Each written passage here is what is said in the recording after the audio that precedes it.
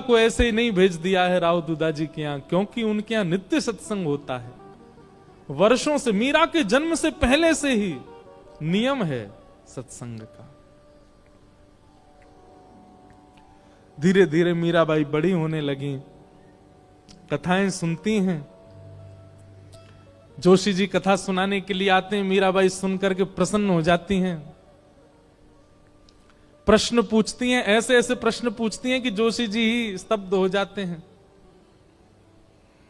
मीराबाई का स्वभाव ऐसा बताया गया कि कोई पूछता कि आप कौन हो, तो मीराबाई अपना परिचय ऐसा नहीं देती कि मेड़ता नरेश महाराज राव दूधा जी की मैं पौत्री हूं, बल्कि अपना परिचय ऐसे देती हैं, परम गौभक्त संत सेवी परम सत्संगी श्री ठाकुर जी राधा माधव की नित्य लीला नित्य सेवा में प्रवीण श्री राव दूधा जी की मैं पौत्री हूं। वो कभी ऐसा परिचय नहीं देती हैं कि इतने बड़े राजा घराने की मैं पुत्री। ये गुण भागवत में लिखा है कि परम भागवत कभी भी अपने उच्च कुल, अपनी जात, अपनी आदि आदि के प्रभाव में नहीं रहता। मीराबाई ऐसी,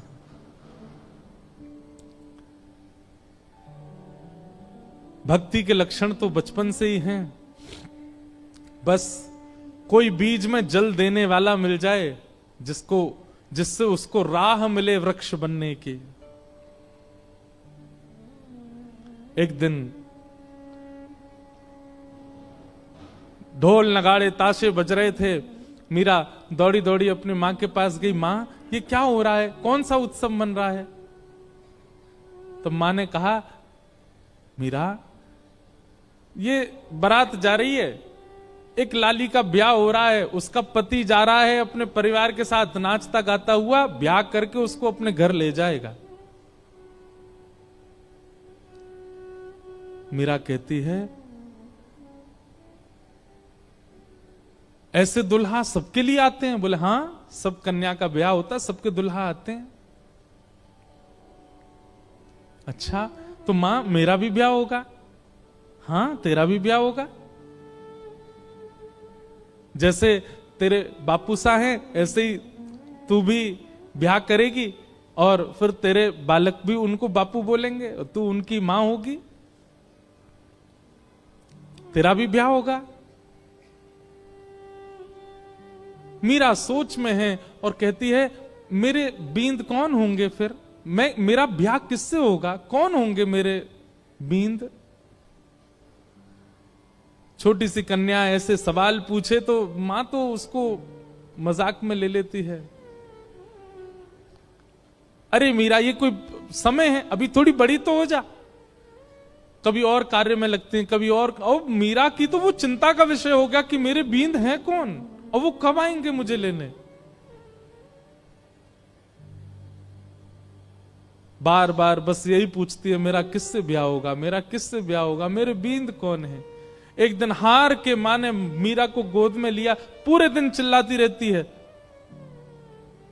ये तेरे बैठे कमरे में मुरली हाथ में लिए त्रिभंग लली, ये जो स्वरूप है, ये गिरधर, यही है तेरे बींद।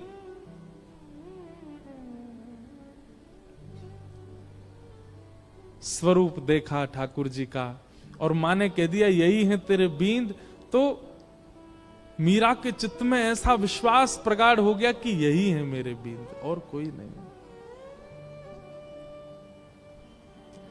अब तो मीरा की स्थिति ऐसी हो गई, वो कक्ष में जब जाती है तो ठाकुर जी की ओर भी बहुत झुकी हुई नजरों से देखती है, ज्यादा मतलब व्यवहार ऐसा करने लगी कि मानो सच में ही ये उसके बींद हैं।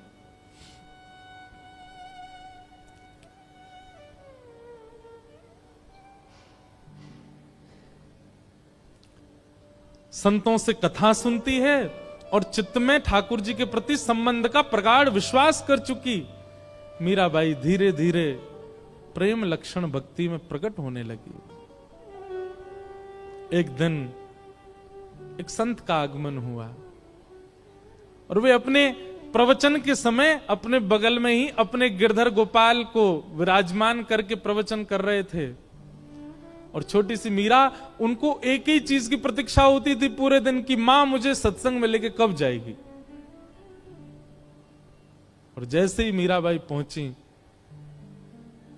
छोटी सी मीरा कथा सुनते सुनते दृष्टि पड़ी बगल में बैठे हुए गिरधर स्वरूप पर, वो गिरधर गोपाल पर। अपलक नेत्रों से केवल ना प्रवचन सुन रही है, ना महाराज जी को देख रही है, वो तो उनके ठाकुर जी को अपलक नेत्रों से देख रही है। और बीच बीच में मानो जैसे नेत्रबंद हो जाते हैं और उसको कुछ ब्रजमंडल जैसा दिखने लगता है। उसको कभी कभी वर्षा दिखती है, कभी कभी गिरिराज जी धारण करके ठाकुर जी खड़े हैं और एक गोपी चरण से लिपट करके रो रही है। ऐसा दृश्य उसके चित्त में आने लगा, मानो अपने पूर्व जन्म की स्मृतियां चित्त में प्रकट होने लगी।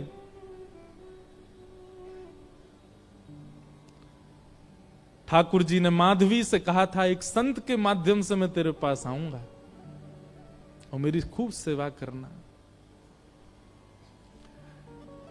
माधवी को थोड़ी थोड़ी स्मृति आ गई, मीरा को, और जैसी स्मृति पूर्ण हुई, कथा विश्राम हुई, नेत्र लाल हैं, अश्रु गिर रहे हैं नेत्रों से, और अपनी मां को पकड़ के कहती है, मां ये कौन है? मां कहती है, ये महात्मा है, कथा सुना रहे हैं, साधु जी हैं। नहीं, ये नहीं, इनके बगल में जो बैठे हैं वो कौन है? ये तो इनके ठाकुर जी हैं। हाँ, तो मेरे बींद ना, आपने कहा था ना मेरे बींद, वही है ना ये? हंस गई मां, अरे मीरा, हाँ वही हैं। तो मेरे बींद आ तो गए मां, अब मेरा ब्याह करा दो। अरे अभी तेरी उम्र नहीं है मीरा, तो मैं बड़ी हो जाऊं तब करा देना, पर तब तक मेरे बींद को घर में ही रख लो, मैं इनको पास में रख लूं अपने। बालपन की वो बातें सबको नहीं भाती हैं। प्रणाम करने के लिए मंच पर जब गई, मीरा के नेत्र सजल। महाराज जी ने पूछ लिया, अरे बिटिया क्यों रोती है? मीरा कहती है, ये मेरे हैं, ये आपके साथ आए हैं, इन्होंने मुझे वचन दिया था ये एक साधु के साथ आएंगे, ये मेरे हैं, आप इनको मुझे दे दीजिए।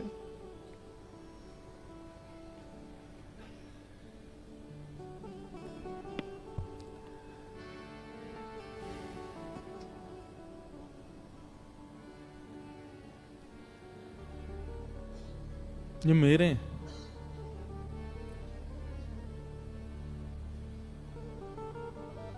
कोई अपने ठाकुर कैसे दे सकता है किसी को? और वो भी पूजा के ठाकुर जी हो तो दिए भी जाएं, लेकिन जिनसे स्नेह प्रेम के लाड़ के ठाकुर जी, वो किसको कैसे मिल जाएंगे? पहले तो छोटी बालिका समझ करके महात्मा हंस गए, लेकिन जब कहने लगी ये तो मेरे हैं, जिद करने लगी, तो महात्मा भी प्रेमी थे, व्याकुल हो गए, अपने ठाकुर जी को हृदय से लगा के तुरंत चले गए वहां से। मीराबाई कहने लगी, संत बुरे नहीं है, माता पिता बुरे नहीं है, आप ही मेरे पास आना नहीं चाहते हो। अरे और कितनी प्रतीक्षा कराओगे? मैं कब से प्रतीक्षा करती हूं, अब आ तो गए हो एक महात्मा के द्वारा, अब आ क्यों नहीं जाते मेरे पास? मां डांटती है, पिताजी डांटते हैं, सब घर के लोग समझाते हैं, पर मीरा की एक अलग जिद है। एकांत में बैठी रहती है, ना खाती है, ना पीती है, ना खेलती है, बस चिंतन करती है और रोती रहती है।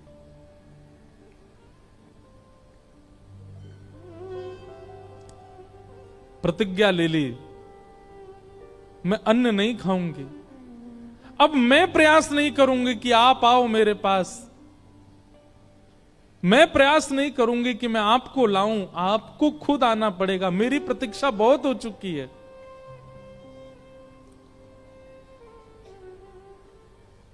वहां महात्मा ठाकुर जी की सेवा शयन करा करके जैसे शयन में गए, ठाकुर जी उनके स्वप्न में आ गए और स्वप्न में आकर के बोले, बाबा आपने मेरी खूब सेवा करी, खूब मेरे 56 भोग लगाए, खूब मुझको लाड़ प्यार कियो, खूब मुझको डुलायो, इतनो भाव से मेरी सेवा करी बाबा, पर अब आपकी सेवा पूरी है गई। जो बालिका आज कथा में आई, मैंने वाकू वचन दियो है कि मैं आपके माध्यम से आऊंगा, आप उनको जाय के मुंह को दे दो। अब जब ठाकुर जी ही स्वयं आज्ञा कर दें तो फिर कोई कैसे मना करे। रात्रि अर्धरात्रि का समय महात्मा उठे, अपने ठाकुर जी को हृदय से लगा के खूब रोए, जय जय मेरी सेवा में कोई कमी रह गई? नहीं नहीं, कोई कमी नहीं बाबा, मैं तो बहुत प्रसन्न हूं, पर अब कछु दिना आप एकांत में भजन करो, फिर मेरी प्राप्ति हो जाएगी। अब आप तो चले जाओगे, फिर मेरी सेवा कौन करेगा? या हमारे सेवा विस्तार के लिए वह कन्या को मोह दे दो। और अर्धरात्रि का समय, नन्ही सी मीरा अनशन व्रत पर मानो बैठी हो, और महात्मा पहुंच गए। ले मीरा है गिरधर तेरा, ले मीरा है गिरधर तेरा। अपने ठाकुर जी को लेकर के गए। सेवा बड़े भावत करियो, सेवा बड़े भावत करियो, रखियो नने नाने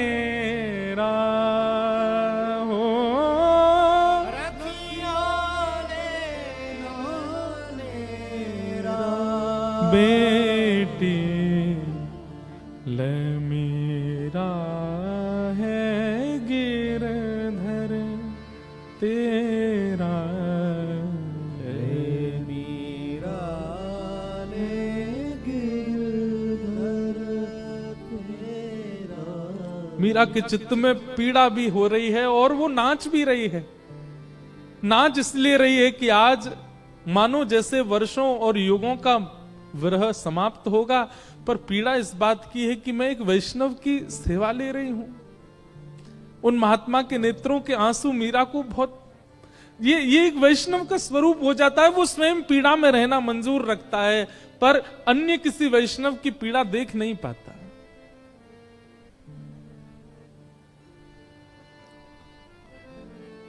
सो ही सुहागन प्रिय जाहिरी जै, सो ही सुहागन प्रिय जाहिरी जै। तू सुहागन है बेटी, ये पहले मुझसे रीझे थे, मेरे पास आए, लेकिन अब ये तो से रीझ गए हैं। मैं अपनी तरफ से नहीं दे रहा हूं, ठाकुर जी ने आके मुझे आज्ञा दी है कि वो तोते सेवा कराना चाहें। सो ही सुहागन।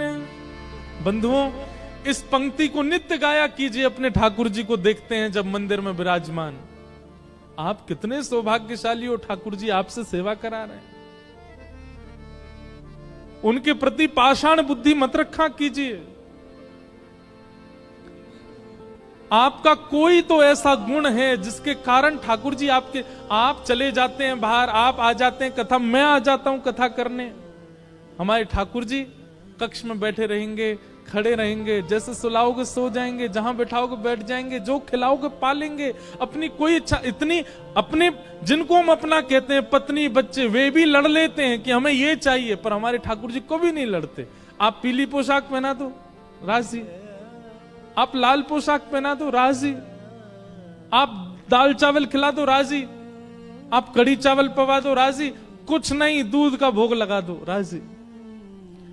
इसी को तो प्रेम कहते हैं, जो आपके द्वारा प्रस्तुत की गई हर वस्तु को सिर से लगा के स्वीकार करे। यही तो प्रेमी का लक्षण है। विश्व में असली प्रेमी यदि कोई है तो वो श्याम सुंदर है। आपकी हर वस्तु को सहर्ष स्वीकार करते हैं, किसी में नोक झोंक नहीं कभी भी। सो ही सुहागन प्रिय जाहिरी जै, सो ही सुहागन प्रिय जाहिरी जै। कैसा तेरा मेरा हो, कैसा तेरा मेरा बेटी ले मीरा है गिरधर तेरा ले मीरा ले गिरधर तेरा। मीराबाई को ठाकुर जी दे दिए हैं।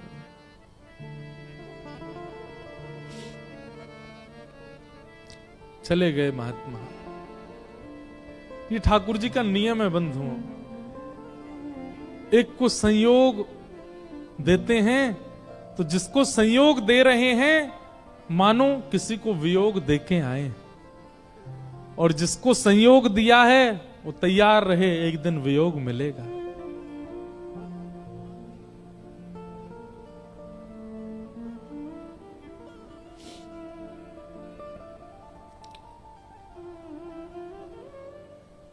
इसीलिए हमारे अष्ट सखा कहते हैं, यह धन धर्म ही ते पायो, यह धन धर्म ही ते पायो, नी के राख यशोदा मैया, हम सब यशोदा हैं, यशोदा मैया, नारायण घर आयो, नारायण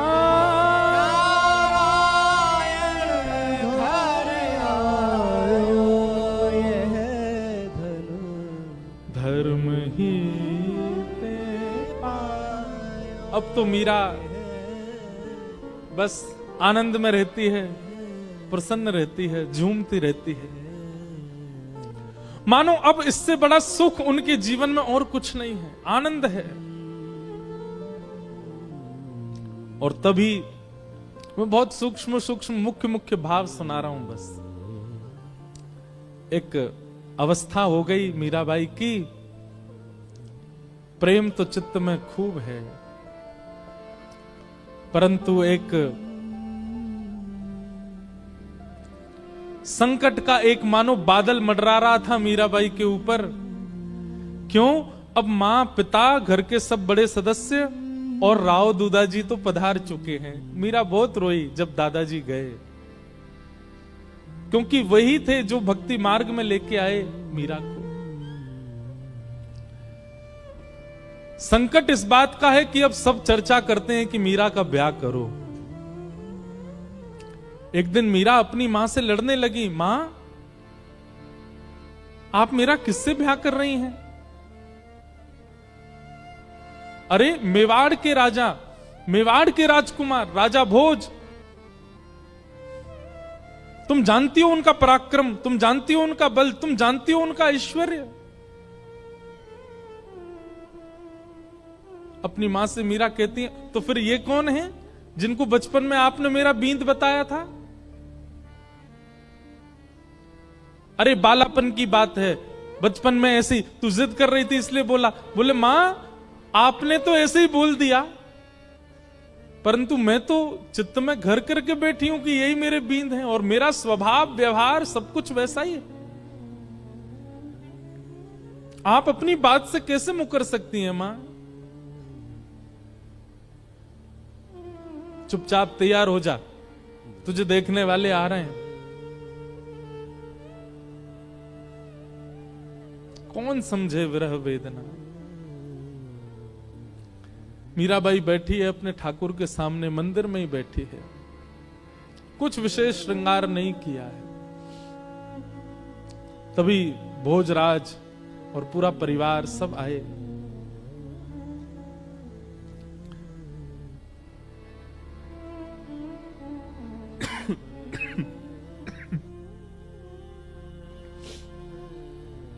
इच्छा प्रकट की कि एकांत में मीरा से बात करना चाहते हैं। मीराबाई बोली, मेरे लिए तो एकांत मेरे ठाकुर जी का स्थान है, जो बात करनी यहीं बैठ के कर लो। सब चर्चा हुई, मीराबाई ने स्पष्ट कर दिया, एक पत्नी जो धर्म का निर्वहन करती है, अगर वो अपेक्षा आप मुझसे रखते हैं और मुझसे ब्याह करना चाहते हैं, तो मैं पहले ही आपको स्पष्ट कर दूं कि मैं उन सब धर्म के निर्वहन में बिल्कुल अपूर्ण हूं, मैं नहीं कर पाऊंगी। आप अपने परिवार में सबसे कह दीजिए, मैं उस योग्य हूं नहीं, वो तो मेरे परिवार वाले चाहते हैं, इसलिए मैं आपसे चर्चा कर रही हूं। नहीं तो एक स्त्री का जो धर्म होता है पति के प्रति, ससुराल के प्रति, उन सबको, मैं तो अपने घर के प्रति कोई धर्म नहीं निभा पाती एक पुत्री का। इसलिए मैं आपसे पहले ही स्पष्ट कर देती हूं कि एक पत्नी का धर्म मैं नहीं निभा पाऊंगी। भोजराज का उत्तर सुनने लायक है। बंधुओं, मीराबाई का जिनसे ब्याह हुआ वो अत्यंत कुलीन भाव के हैं। उन्होंने कहा, मुझे मंजूर है, मैं भी नहीं आपसे अपेक्षा रखता हूं कि आप पत्नी धर्म का निर्वहन मुझसे करें। आपकी सुबह से अभी तक की गतिविधियां देख करके, आपके विचार भाव और आपके हृदय की स्थिति देख करके मैं जान चुका हूं कि आप सामान्य धर्म में नहीं हैं। परंतु अब मेरी इच्छा और ज्यादा आपसे विवाह करने की इसलिए है कि मैं आपसे पत्नी धर्म का निर्वहन नहीं करवाना चाहता। मैं चाहता हूं, हमारी मेवाड़ की भूमि में राजा तो बहुत आते हैं, मेवाड़ की भूमि में बड़े बड़े महापुरुष आते हैं, बड़े बड़े योद्धा आते हैं, पर मेवाड़ की भूमि पर अभी तक किसी भक्त के चरण नहीं पड़े। यदि आप मुझसे विवाह करें और हमारी मेवाड़ की भूमि को अपने चरणों से और श्री गिरधर लाल जी के स्थापन से पवित्र कर दें, तो ये हमारे लिए बड़े सौभाग्य की बात होगी। मैं इस चर्चा को गुप्त रखूंगा, किसी के सन्मुख नहीं कहूंगा। ये मेरी और आपकी चर्चा है, सबको बताने के लिए विवाह का एक अभिनय होगा, परंतु मैं चाहता हूं कि आपके चरण हमारी मेवाड़ को पवित्र करें। बाकी जैसी आपकी इच्छा होगी, मेरी उसमें कोई अतिशयोक्ति नहीं होगी। और ऐसा कहकर के भोजराज चले गए। मीराबाई ने कोई उत्तर नहीं दिया। लेकिन प्राचीन भारत में कहां पूछा जाता है, सबने पक्का कर दिया ब्याह।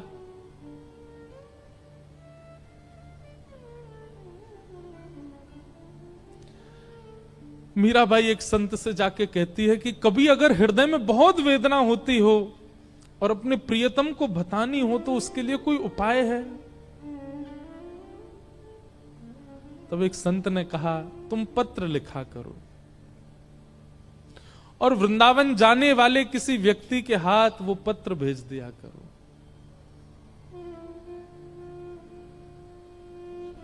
बहुत प्यारा पद है मीराबाई का। मीराबाई आज पत्र लिखने के लिए बैठी है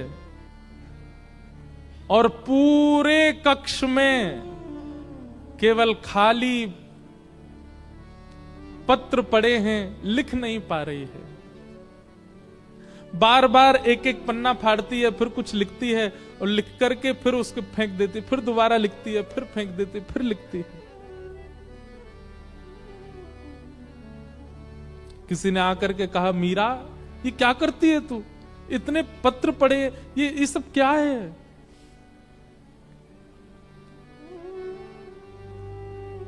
पत्तियां मैं कैसे लिखूं, लिखी ही न जाए। पत्तियां मैं कैसे लिखूं, लिखी ही न जाए। पत्तियां मैं कैसे लिखूं, लिखी ही न जाए। पत्तियां मैं कैसे लिखूं, लिखी ही न जाए। क्यों?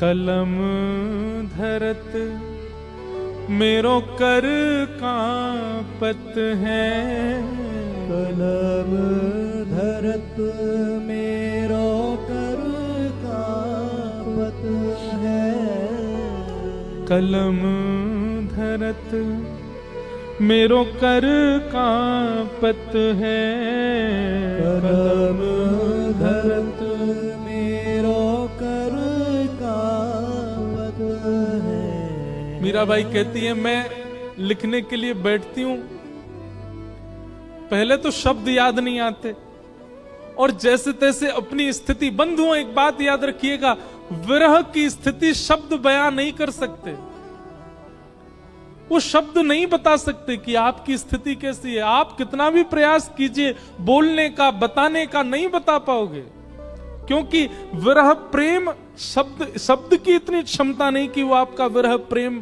प्रकट कर सके। लेकिन मीराबाई कहती है जैसे तैसे मैं लिखने का प्रयास भी करती हूं, कलम धरत मेरो कर कांपत है, कलम धरत मेरो कर कांपत है, नैन रहे हैं झराए, हो नैन रहे झराए। और जैसे तैसे लिख भी देती हूं तो इतने नेत्रों से अश्रु गिरते हैं कि जो लिखा सब बह जाता है। पतियां मैं कैसे लिखूं, लिखी ही न जाए, पतियां मैं कैसे लिखूं, लिखी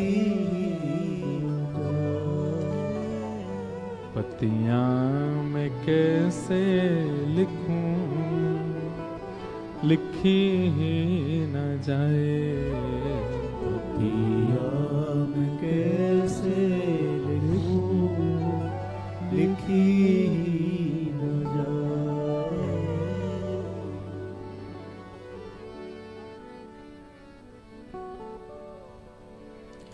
मीराबाई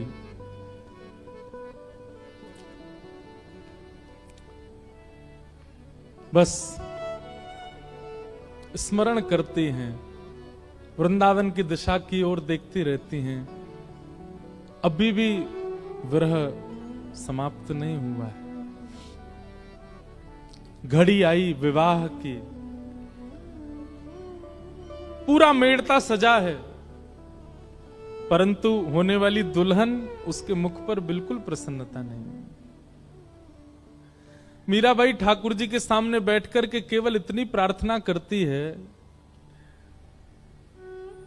मैं देह और आत्मा को अलग मानती हूं, मैं जानती हूं देह की क्रिया आप स्वीकार नहीं करते, देह भले ही कोई और वर्ण करके ले जाए, कम से कम आत्मा आपकी है, ये स्वीकार करके मुझे कैसे भी बता दीजिए कि आपने मुझे स्वीकार कर लिया, मुझे और कुछ नहीं चाहिए। अन्य से देह का विवाह हो, उससे पहले पहले आत्मा का आपसे विवाह हो जाए। हे ठाकुर जी, मैं और कुछ नहीं मांगती आपसे।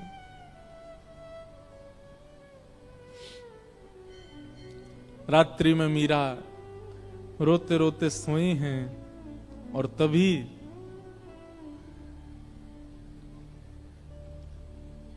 स्वप्न में श्री ठाकुर जी पधारे और मीराबाई के साथ स्वप्न में ही विवाह संपन्न हो गया।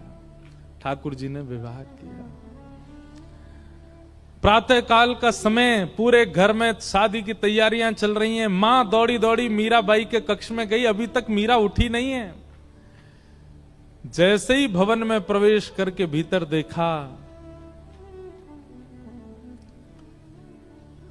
एक नवीन शादी का जोड़ा पहने हैं, हाथों में मेहंदी रची हुई है, मांग में सिंदूर भरा है, गले में सुंदर ऐसा अद्भुत मंगलसूत्र पहन रखा है, यहां तक केवल चूड़ियों से अलंकृत हाथ हैं।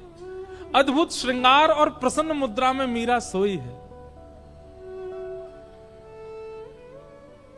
मीराबाई के विवाह के लिए जो पोशाक मंगाई गई है वो तो दूर रखी है, ये एक नवीन पोशाक, और ऐसी पोशाक की मेड़ताओं ने भी कभी नहीं देखी होगी। मां ने तुरंत मीराबाई को उठाया, उठा करके पूछा, मीरा जल्दी उठ, ये सब क्या करके बैठी है? तेरे मांग में सिंदूर, गले में मंगलसूत्र, हाथ रचे हुए, ये इतने सुंदर तूने जोड़ा, ये क्या करके आई है? कहां से लेके आई है सब?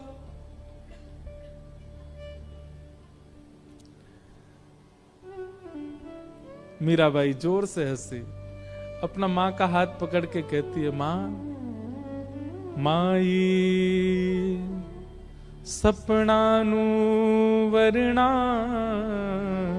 दीनानाथ, दीनानाथ,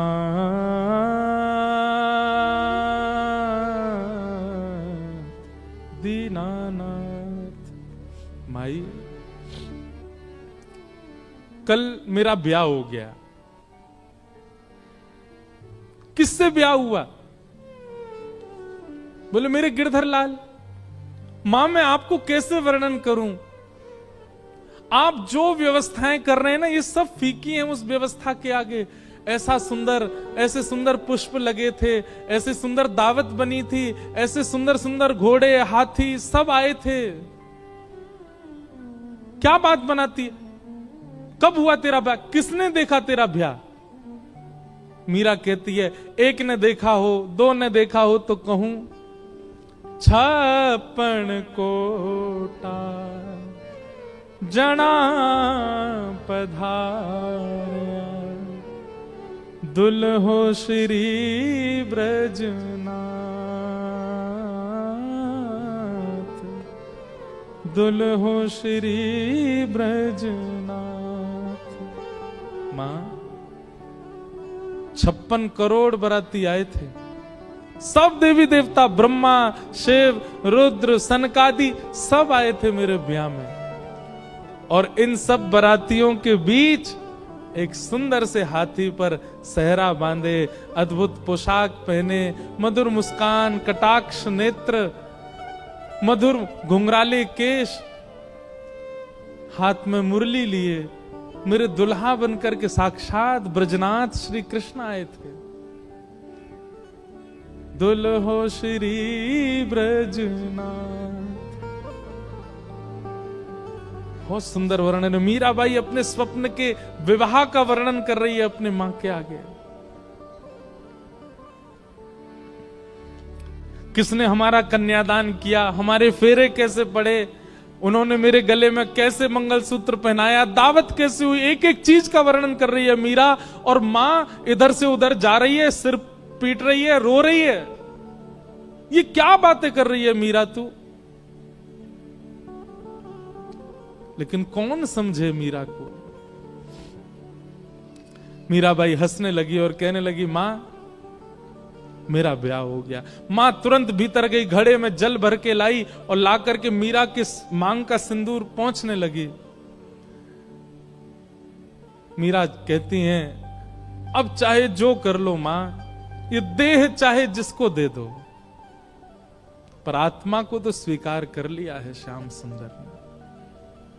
अब मैं राजी राजी चली जाऊंगी जहां भेजोगी, मुझे अब परवाह नहीं। मैं जिनकी हूं उन्होंने मुझे स्वीकार कर लिया है। कितनी पीड़ादायी बात है। मीराबाई का पुनः श्रृंगार किया गया और फिर मंडप में ले जाया गया।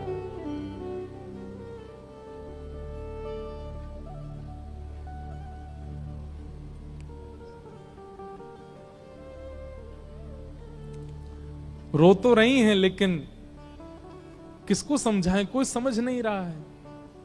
और फिर विवाह हुआ, और विवाह के बाद जब मेवाड़ को जाने लगी मीराबाई, अपनी मां से जाकर के केवल कहा, मां ने कहा तेरे लिए मैंने ये दे दिया, इतने बक्से दिए हैं, इतने सोने चांदी हीरे जवाहरात आदि आदि सब भेज रही हूं, बिल्कुल परेशान मत रही हो। मीराबाई कहती हैं, सब रख लो, बस मेरे गिरधर लाल दे दो, उनको लेके चली जाऊंगी। मुझे इन सब की आवश्यकता नहीं। एक अश्रु बिंद नहीं है मीरा के नेत्रों में विदाई के समय। अपने ठाकुर जी को गोद में ले रही है, सब देख रहे हैं, मीरा को रो रहे हैं, पर मीरा केवल अपने ठाकुर जी को निहार रही हैं, नेत्र नीचे करके। गाड़ी, बैलगाड़ी, घोड़ा गाड़ी, हाथी गाड़ी सब धीरे धीरे चलते जा रहे हैं, और मीरा ना प्रसन्न है ना उदास है, बस एक समत्व है मुखमंडल पर। निकल गई मेवाड़।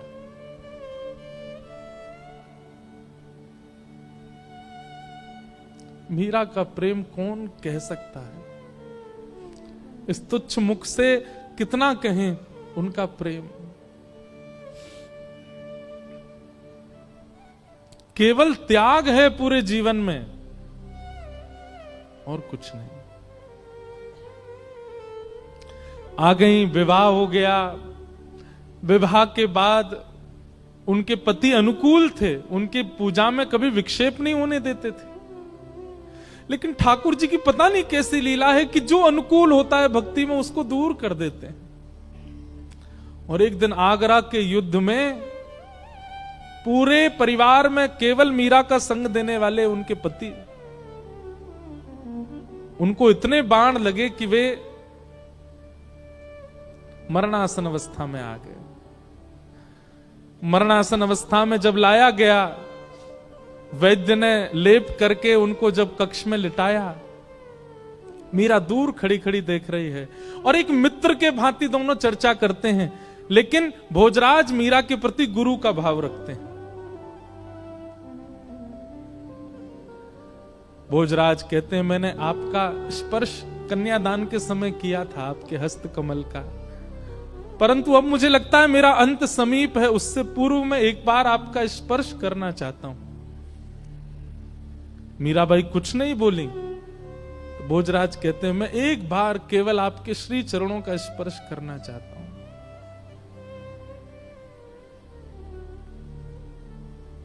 ठाकुर जी के पास गई, अपने गिरधर गोपाल की प्रसादी माला लेकर के आई और भोजराज के गले में पहनाई, और अपना हस्त कमल उनके शीश पर फेरती हैं मीरा। ऐसा कहते हैं, मैंने पढ़ा है कि वैसे तो मीरा श्रृंगार करती नहीं थी, पर जिस दिन भोजराज जी की ये स्थिति थी, उस दिन कोई उत्सव मीराबाई ने किया था, और उस दिन 16 श्रृंगार किए थे मीराबाई ने। और उस श्रृंगार के रूप में मीराबाई को देखते देखते देखते मानो जैसे उनके पति को साक्षात युगल ही एक रूप में हो, ऐसा दिखने लगा। और उनके पति अपने प्राण त्याग देते हैं।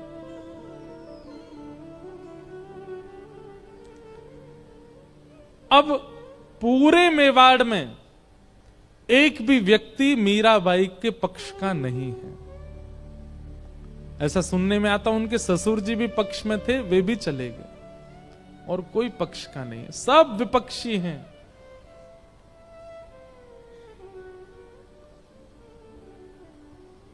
खूब यातनाएं देते हैं, प्रताड़ना करते हैं, उपहास करते हैं, पर मीराबाई को इससे कोई फर्क नहीं पड़ता।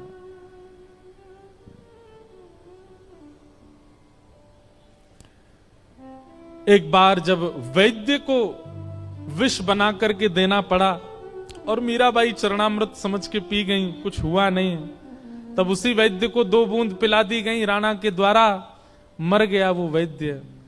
तब मीराबाई के चित्त को क्षोभ हुआ कि मुझ तक पीड़ा रहे मैं सह लूं, पर मेरे अलावा किसी और को मिले ये मैं सहन नहीं कर सकती।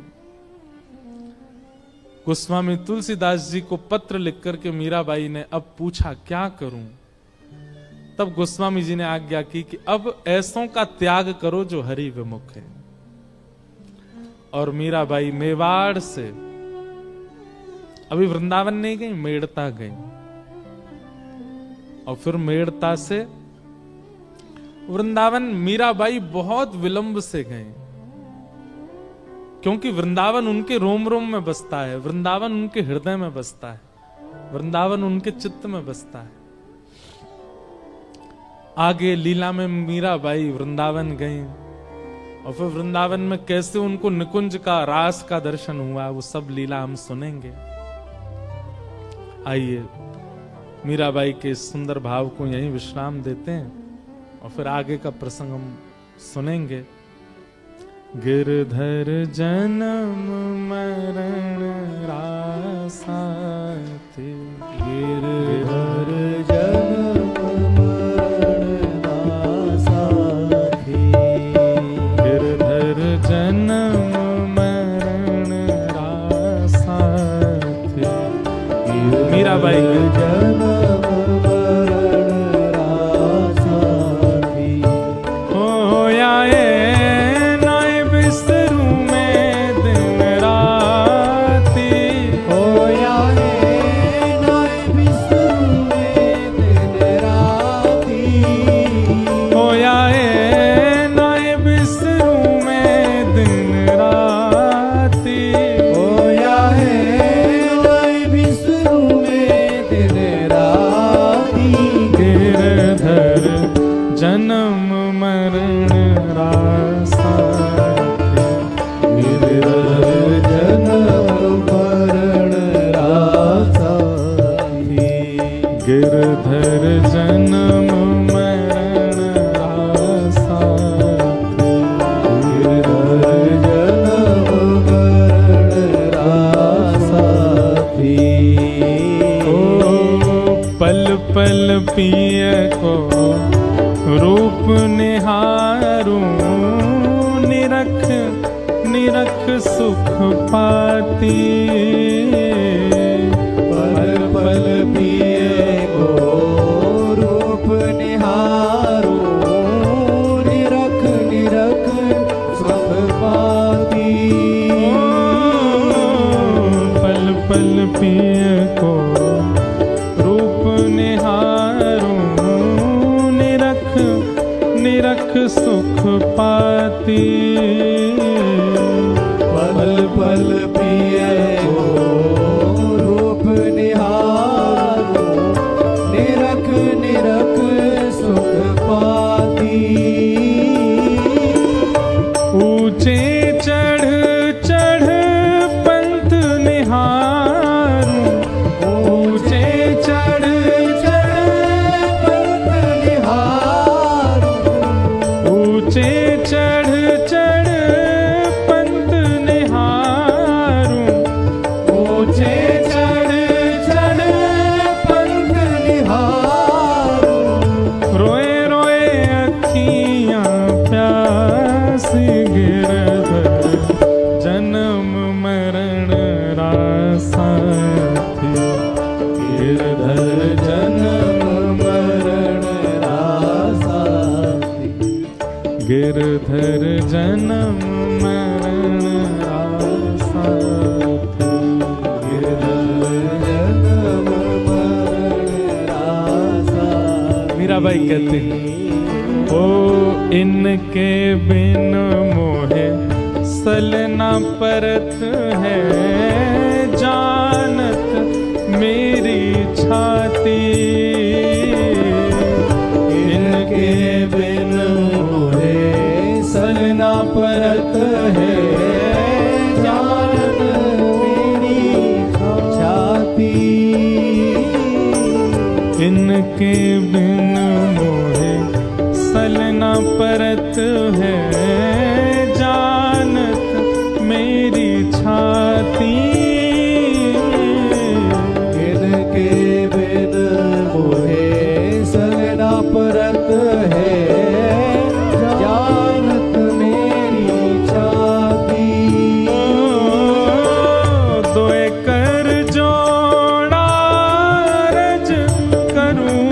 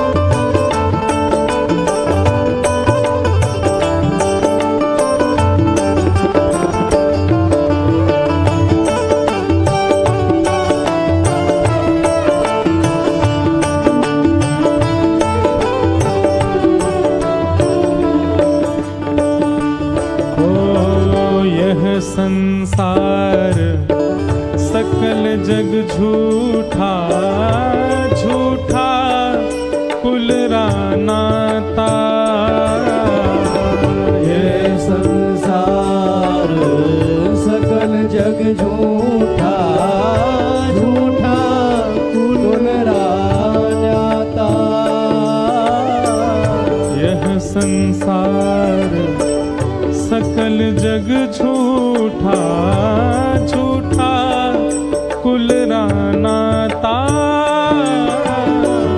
ये संसार सकल जग झूठा झूठा कुल रान्याता। मीरा के प्रभु गिरधर नागर, मीरा के प्रभु गिरधर नागर, मीरा के प्रभु नटवर नागर, मीरा के प्रभु नटवर नागर। हरिचरणा चितराची गिरधर जन्म मरण रासा। गिरधर जन्म मरण रासा थी।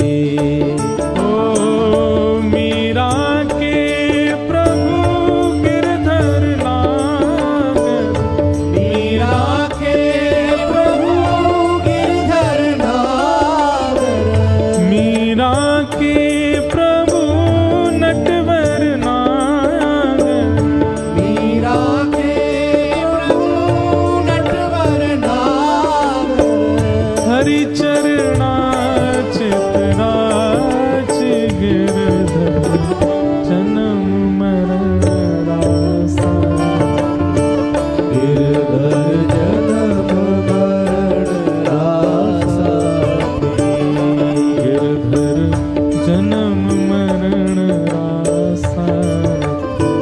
गिरधर जन्म मरण रासा थी।